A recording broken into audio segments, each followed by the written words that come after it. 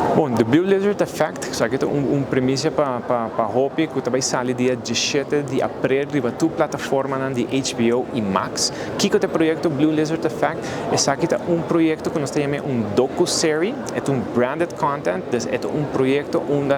aguardo filmar na Aruba e aguardo viver na Aruba, de com nós como arubiano e com nossa cultura de Aruba tá viva, então com nós tá haya nos felicidade na Aruba e com nós podemos mostrar isso aqui de uma forma internacional. Então, conjuntamente com um host internacional que se chama Jason Silva, nós logra contratar a pessoa aqui para filmar documental, docu-serie na Aruba e a pessoa aqui vai entrevistar os dois rubianos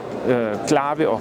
importantes na Aruba para não por conta de ponto de vista com a vida na Aruba, com a bibele, que está na interesse, que está felicidade para na Aruba, que está assim Aruba diferente para então não tanto de perspectiva de Aruba, de turista que está visitando Aruba, sino de arubiano de nós como local. É projeto que sua estratégia para trás de jeta, Hopi anunciante, Hopi companhia na curva de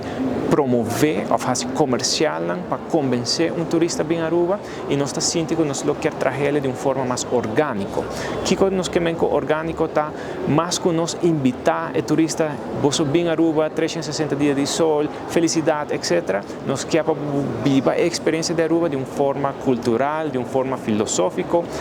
Nós está tipo de conteúdo que também chama a atenção de Hopi,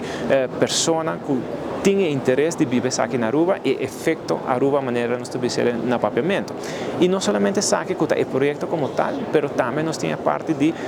partner principal que é HBO of Max, que é uma plataforma mais grande do mundo, onde atualmente o projeto aqui lo sale em todo o mercado latino-americano, em algum mercado europeu, maneira Holanda,